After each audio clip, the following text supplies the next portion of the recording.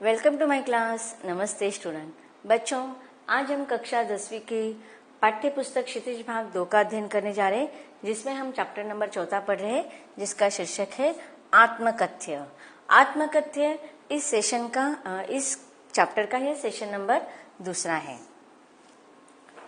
आत्मकथ्य इस काव्य के रचयिता या कवि है जयशंकर प्रसाद। जयशंकर प्रसाद इन्होंने अपने इस काव्य को आत्मकथा या आत्म नाम न देकर आत्मकथ्य नाम दिया है। अब देखिए, जब उनके दोस्तों ने उनको आत्मकथा लिखने के लिए कह रहे थे, उनको प्रोत्साहित कर रहे थे, लेकिन वह अपने आत्मकथा नहीं लिखना चाहते थे। अब आत्मकथा किसे कहते हैं हम, कि हमारे जीवन के शुरुआत से लेकर जब हम आत्मकथा लिखते हैं उस समय के सारे बातों को हम व्यक्त करते हैं आत्मकथा में। लेकिन आत्मकथ्य में क्या होता है कि जो हमें जिन बातों को हमें लिखना है उसी में हम उसको ही लिख सकते हैं। यहाँ पर देखो, कवि ने अपने जीवन के कुछ बातों को व्यक्त नहीं करना चाह रहे वो, और इसीलिए उन्होंने आत्मकथा इस कविता को शीर्षक न देकर आत्मकथ्य यह शीर्षक दिया हुआ है। अब देखते हैं काव्य के कुछ अगले अंश को हम विस्तार से पढ़ लेते हैं इस सेशन में। इसके पहले सेशन में हमने पढ़ा था कि कवि कह रहे हैं कि उन्होंने अपने जीवन के कुछ अनुभवों को सरल भाषा में हमारे सामने व्यक्त किया है। अब देखिए, कोई भी कवि जब अपने अनुभवों को काव्य के रूप में लिखते हैं तो हर किसी का उस शब्दों को, उस काव्यों को, उस अर्थों को व्यक्त करने का, उसका मीनिंग लगाना थोड़ा हमें कठिन हो जाता है, क्योंकि हमें पता नहीं कि कवि कौन से अर्थ से हमारे सामने वह व्यक्त करे। अब जब कभी आपको टीचर पढ़ाते हैं या आप कभी काव्यांश को किसी स्थान पर पढ़ते हैं तो हमें अलग अलग अनुभव या उनके अलग अलग भावार्थ पढ़ने को मिलते हैं। तो हमें कविता के द्वारा जब हम किसी भी कवि के अनुभव को व्यक्त करते हैं तो हमें कवि के नजरिए से देखना चाहिए। इसके पहले काव्यांश को जब हमने पढ़ा था तो कवि हमें बता रहे थे कि मेरे पास लिखने के लायक या लिखने के योग्य ऐसे कुछ अनुभव नहीं है जिसके द्वारा मैं अपने आत्मकथा लिखूं। कवि कहते हैं कि अपने दोस्तों को कि मैं अपने जब दुखों को व्यक्त करूंगा तो इससे क्या हो जाएंगे, समाज के लोग उस पर हंसी उड़ाएंगे, मजाक उड़ाएंगे उनकी। और ऐसे समय पर उनके मन में और भी प्रश्न आता है कि क्या तुम सच में मेरी इस आत्मकथा को सुनना चाहते हो? क्यों? क्योंकि मेरे पास तो यह एक यहाँ पर उपमा भी दी है कवि ने। कौन सी? उनके अनुभवों को वो कहते हैं कि एक भौरे का तो उन्होंने उपमा दिया है कि मन रूपी भौरा कैसे गुनगुना रहा है अपने अनुभव को बताने के। अनुभव तो उनके पास बहुत है, लेकिन कवि कहते हैं कि मेरे पास प्रेरणादायी कोई सुख भरे अनुभव नहीं है, बल्कि दुख भरे अनुभव है। और ऐसे दुख भरे अनुभव को व्यक्त करते समय जब जिस प्रकार से वो मिट्टी का घड़ा खाली होता है, उसी प्रकार से मेरे मन के भाव भी अभी खाली है, क्योंकि अब मैं जो मेरे अनुभव है वो दुखों के अनुभव अब वो मेरी आप बीती हो चुकी है, मेरे अतीत हो चुका है, और अतीत को अब फिर से दोहराना इसे और भी क्या हो जाएंगे, मुझे तो दुख होगा लेकिन पढ़ने वाले लोग भी दुखी हो जाएंगे। क्या किसी के दुख को पढ़ने के बाद हमें आनंद होता है या दुख होता है? यह व्यक्ति के ऊपर डिपेंड होता है कि वह किस प्रकार से अपने भावों को व्यक्त करता है। अब कवि कहते हैं कि अपने दोस्तों से प्रश्न पूछते हैं कि क्या तुम्हारा जीवन भी खालीपन से भरा हुआ है, अर्थात तुम्हारे जीवन में कोई दुख चल रहा है जिसको उस दुख को दूर करने के लिए या उस दुख के या उस अभाव से जो सल आपके मन में है उसको छिपाने के लिए या उससे राहत पाने के लिए आप मेरी दुख भरी कहानी सुनना चाहते हो, जिससे कि आपके मन का दुख कम हो जाए, आपके मन का जो खालीपन है वह कम हो जाए। इस प्रकार से प्रश्न कवि अपने दोस्तों से पूछ रहे हैं आत्मकथ्य या कविता के माध्यम से। आगे कवि कहते हैं कि यह विडंबना अरी सरलते तेरी हंसी उड़ाऊं मैं, भूले अपनी या प्रवंचना औरों की दिखाऊं मैं, उज्जवल गाता कैसे गाऊं मधुर चांदनी रातों की, अरे खिल खिलाकर हंसते होने वाली उन बातों की, मिला कहाँ वह सुख जिसका मैं स्वप्न देख कर जाग गया, आलिंगन में आते आते मुस्कुरा कर जो भाग गया। अब देखिए कवि क्या कह रही थी कि यह विडंबना, कि विडंबना जीवन की मेरी यह विडंबना है, या पता नहीं है दुर्भाग्य है। विडंबना का अर्थ क्या होता है? दुर्भाग्य। तो कवि कहते हैं कि यह दुर्भाग्य है या विडंबना है। अरे सरलते तेरी हंसी उड़ाऊं में। अब देखिए कभी कभी हमारा भी तो स्वभाव ऐसा होता है कि लोगों के सरल स्वभाव के, सरल जीवन को हम क्या करते हैं, हंसी मजाक उड़ाते रहते हैं उनका, है ना। हम भी उन पर व्यंग करते रहते हैं, हंसते हैं। तो इसी प्रकार कवि कहते हैं कि अरे सरलते तेरी, तुम्हारे सरल भावनाओं पर, तुम्हारे सरल विचारों पर, तुम्हारे सरल स्वभाव पर क्या हंसी उड़ाऊं मैं भी तो हंसी उड़ा सकता हूँ ना, कि अब तक मैंने कितने लोगों को जान लिया है, मेरे अनुभव उतने पर्याप्त नहीं है, मैं कभी दूसरे को अब तक समझ नहीं पाया हूँ, तो मैं किस प्रकार से अपने भावनाओं को व्यक्त करे। आगे कहीं कहते कि भूले अपनी या प्रवंचना औरों को दिखलाओ में। भूले का अर्थ क्या होता है? हमारी गलतियां, हमारी कमियां।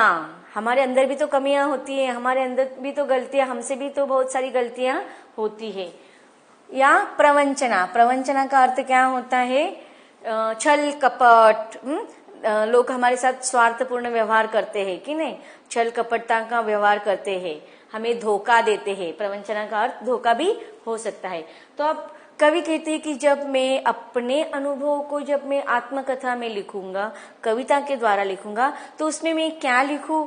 अपने द्वारा हुए गलतियों को लिखूं, मेरे द्वारा जो भूल हुई है उन सारी चीजों को मैं लिखूं, या फिर किस प्रकार से लोगों ने मुझे धोखा दिया, कि मेरा स्वभाव कैसा था, सीधा सादा स्वभाव वाला व्यक्ति था, और मेरे इस स्वभाव का लोगों ने दुरुपयोग किया, और ऐसे छल कुपट जो व्यवहार लोगों ने किया है, क्या इन अनुभवों को मैं औरों को दिखलाऊं? अर्थात औरों के सामने में जब मैं हम कुछ लिखेंगे तो उसको लोग तो पढ़ेंगे। तो इसीलिए कवि कहते हैं कि भूले अपने गलतियों को, अपने कमियों को, या फिर लोगों के द्वारा जो प्रवंचना मेरे साथ हुई है, छल कपट मेरे साथ हुआ है, यह सारी चीजों जब मैं आत्मकथा में लिखूंगी तो औरों को मैं दिखलाऊं। तो ये सारी चीजें मैं क्या दूसरों को दिखाऊं क्या, कि किस प्रकार मैं कमजोर हूँ, किस प्रकार से लोगों ने मेरा गलत इस्तेमाल किया है। तो यह अच्छी और बुरे बातें लिखने से क्या होगा? लोगों को मेरे सामने मेरा कौन सा पक्ष में उनको लिख पाऊंगा, बता पाऊंगा। ये अच्छे प्रेरणादायक बातें हैं जो लोग मुझसे सीख पाएंगे, मेरे से कुछ प्रेरणा लेंगे। तो मेरे जीवन में ऐसा कुछ नहीं, मेरा जीवन तो भाव से विरहित है।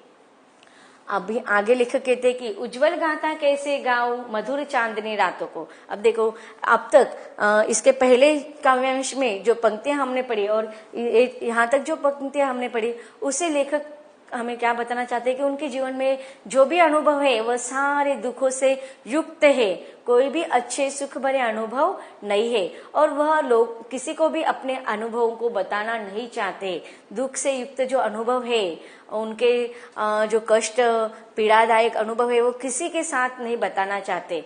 अब तक कभी कह रहे कि नहीं, मैं अपने अनुभव, दुखों के अनुभव तो नहीं बताऊंगा, लेकिन जो मेरे जीवन में कुछ सुख के क्षण आए हैं, कुछ सुख के जो अनुभव आए हैं, उसे भी मैं बताना नहीं चाहता। कैसे बताऊं मैं?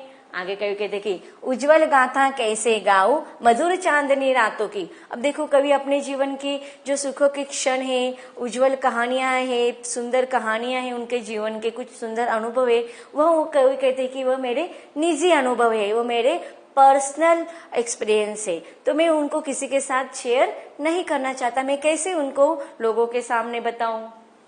उज्जवल गाथा कैसे गाऊं मधुर चांदनी रातों की। उज्जवल गाथा अर्थात सुंदर कहानियां जो उनके जीवन में अच्छी प्रेरणादायक है, वो कहते कि मधुर चांदनी रातों की। मधुर मतलब सुंदर, चांदनी रातों की।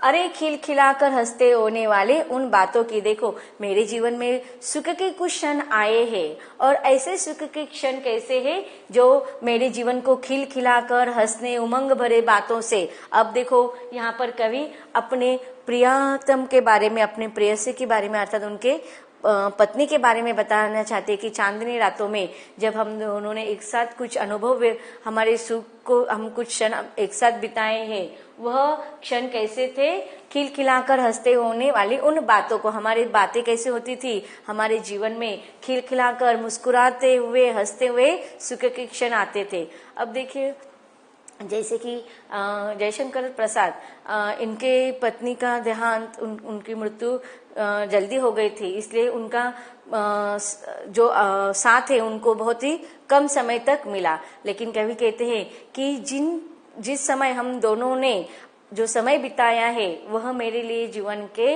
अत्यंत सुखदायक क्षण रहे हैं। तो कवि कहते हैं कि मधुर चांदनी रातों की जो बातें हमने की थी खिलखिलाकर हंसते, मिला कहाँ वह सुख जिसका मैं स्वप्न देख कर जा गया। अब आगे कवि कह रहे हैं कि मिला कहाँ वह सुख जिसका स्वप्न देख कर मैं जा गया, कि स्वप्न देख मैंने किसी कुछ कम सुखों का मैंने स्वप्न देखा था, लेकिन वह स्वप्न, वह सुख मेरे जीवन से तुरंत ही चले गए। अब देखिए स्वप्न जब हम देखते हैं तो, लेकिन जब हम हमारी नींद टूटते तो हमारे सपने गायब हो जाते हैं। तो उसी प्रकार कवि कहते हैं कि जो मेरे सुख थे वह सपने के भांति थे, वह कुछ क्षण के लिए आए और तुरंत चले गए। अर्थात सुख के क्षण कम होने के कारण उनके जीवन में दुख अधिक थे।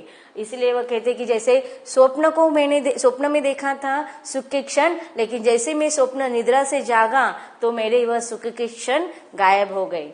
आलिंगन में आते आते मुस्कुराकर जो भाग गया, आलिंगन बाहों में, हाँ, कि देखो जैसे कि हम किसी को, हमारे माँ पिता, हमारे भाई बहन, दोस्तों को जब कुछ क्षण के बाद हम मिलते हैं, बहुत लंबे समय तक मिलते हैं, समय के बाद मिलते हैं, तो जैसे हम उनको देखते हैं तो हम उनको बाहों में ले लेते हैं और वह आनंद कैसा होता है, बहुत ही उसका हम अवर्णनीय होता है, उसके हम वर्णन नहीं कर सकते। तो कवि कहते हैं कि ऐसे ही उन सुखों के क्षणों को मैं बाहों में लेना चाहता था, लेकिन आते आते मुस्कुराकर जो भाग गया, मुस्कुरा अर्थात मुस्कुराकर, लेकिन वह सुख के क्षण मेरे जीवन में आ रहे थे, लेकिन जैसे मैंने उन्हें बाहों में लेना चाहा वह मुस्कुराकर हंसते हुए तुरंत मेरे जीवन से लौट गए, अर्थात चले गए। अब देखते हैं इस काव्यांश में आए हुए कुछ कठिन शब्दों का अर्थ। विडंबना दुर्भाग्य, सरलते सरल मन वाले, प्रवंचना धोखा, उज्जवल गाथा सुख भरी कहानियां, आलिंगन बाहों में भरना, मुस्कुरा कर। भावार्थ देखते हैं इन पंक्तियों का। कवि कहता है कि यह दो दुर्भाग्य की बात होगी कि सरल मन वाले की मैं हंसी उड़ाऊं। मैं तो अभी तक स्वयं दूसरे के स्वभाव को समझ नहीं पाया हूँ। मैं तुम्हारे सामने अपनी कमियां प्रकट करूं या लोगों के छल कपट पूर्ण व्यवहार को, या दुनिया से मुझे जो धोखे मिले हैं उन्हें तुम्हें बताऊं। आगे भावार्थ कंटिन्यू है। कवि कहते कि मैं उन मधुर चांदनी रातों की उज्जवल गाथा को कैसे गाऊं जिसमें हंसते खिलाते हुए प्रिया के साथ बातें होती थी। उन निजी क्षणों का वर्णन मैं कैसे कर सकता हूँ। उन क्षणों को लोगों को बताने की कोई आवश्यकता नहीं है।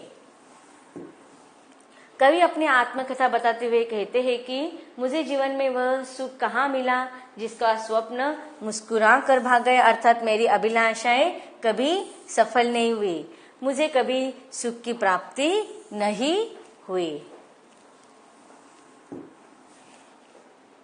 तो बच्चों, अब तक हमने कवि के द्वारा अपने अनुभवों को पढ़ा कि किस प्रकार से उनका जीवन पूरा व्यथा, दुख, अभावों से ग्रस्त था। उनके जीवन में दुखों के अनुभवों के अतिरिक्त जो सुख के कुछ क्षण थे वह उन्होंने अपने पत्नी के साथ गुजारे थे। इसलिए वह मानते हैं कि उनके वह निजी जीवन के अनुभव में लोगों के साथ किस प्रकार से शेयर करूं, इसलिए वह मना करते हैं कि मैं अपने जीवन के उन अनुभवों को आत्मकथा में नहीं लिख सकता। और वह उनका मानना है कि उनके जीवन में लोगों को प्रेरणादायक, कुछ प्रेरणा देने वाले ऐसे अनुभव उनके पास नहीं है, इसलिए वह आत्मकथा में क्या लिखे। आगे भी वह अपने अनुभवों को व्यक्त करना चाहते हैं, उसको हम पढ़ेंगे इसके अगले भाग में।